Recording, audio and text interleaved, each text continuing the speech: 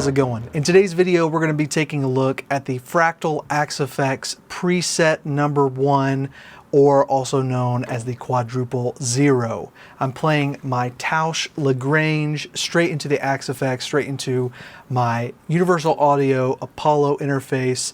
Let's dive in. All right, so I've got my FC12 down here where I can change scenes, and we're gonna go through each of the 8 stock scenes here, and then we might do some tweaking and play around with some blocks that don't necessarily make it into those. All right, let's start off with scene number 1, which is Crunch Bright on the bridge pickup here.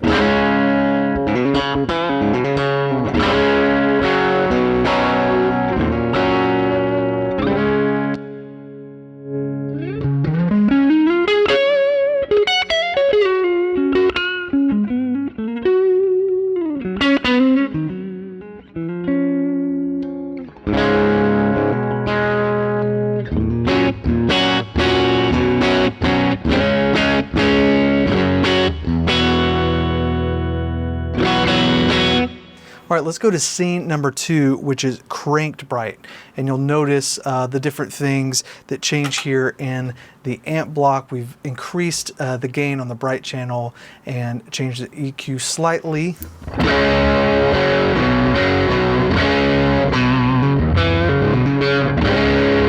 You can start to hear it kind of give up just a little bit.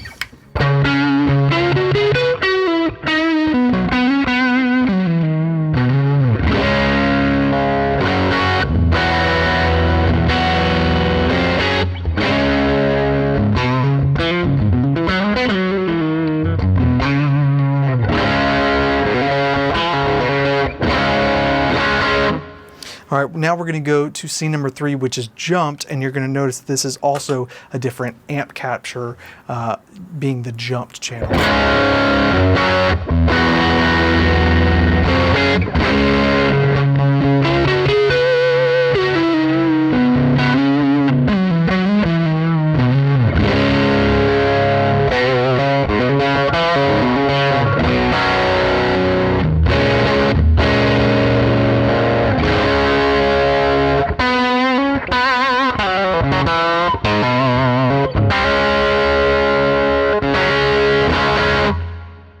So now we're going to go into the first real fun one that's got some wet effects on it, which is the lead effect. So we're still in the Jumped capture, and you can see that basically we've added the drive block, which we've got a bender fuzz, we've added delay, but the amp is basically the same.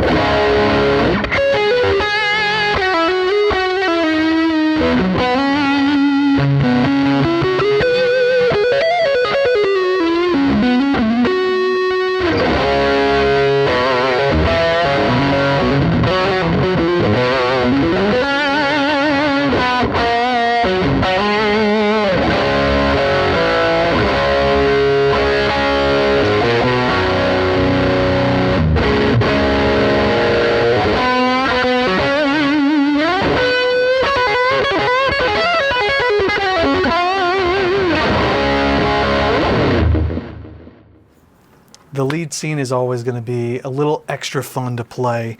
So let's look at the cab block here and kind of look how those are changing. So for those first 4 presets, here's our first one, our Crunch Bright. So we've got a 410 bass guy with a 57 and a 121. This is in the legacy cabs in the cab block. Cranked Bright, we've got the 410 bass guy with an M160 mic. Jumped is the same, and lead is going to be the same. Now we also have rotary. So this is scene number 5, and we're back to the bright channel in the amp.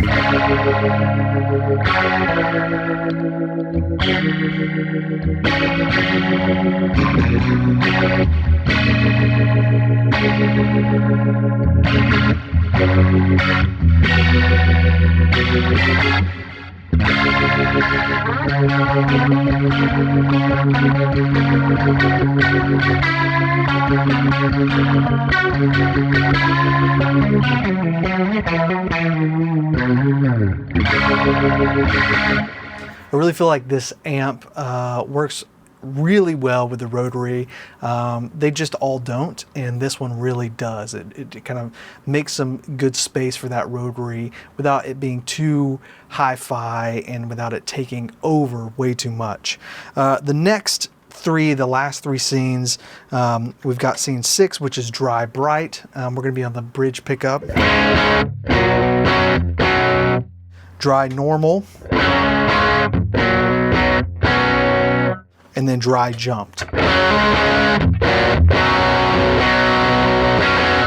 All right, so we're going to leave it there on the dry jumped, and we're going to add just a little bit reverb in there.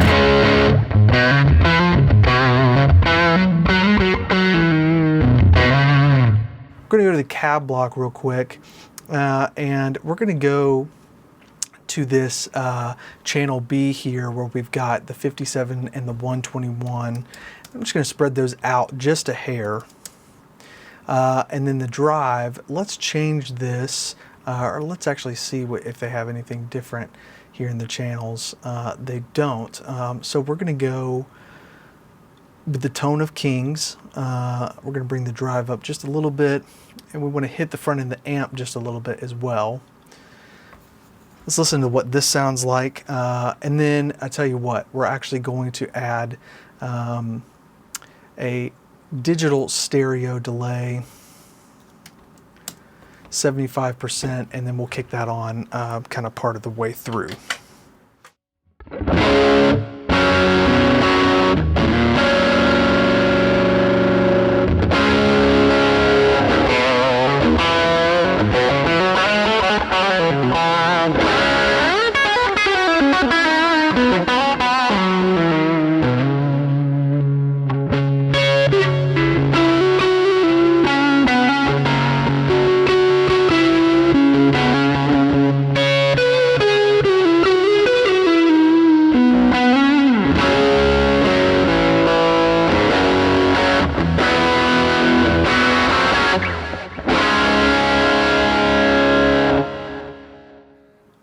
Super cool sound. It's got a little bit of fizz on there.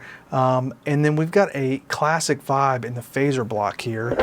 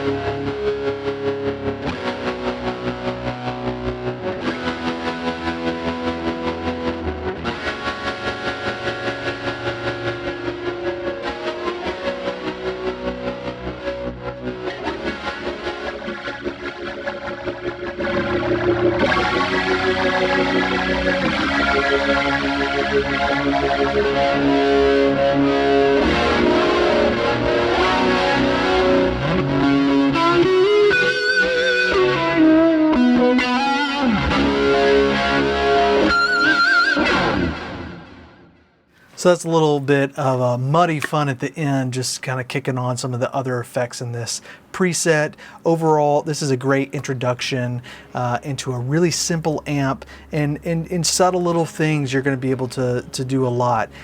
This is one of the first ones that I would recommend if you want to get into the nitty-gritty of the amp here. I mean, looking into the power amp, the power tubes, and the power supply. Those things are going to really affect this amp because it's a fairly simple and straight ahead circuit.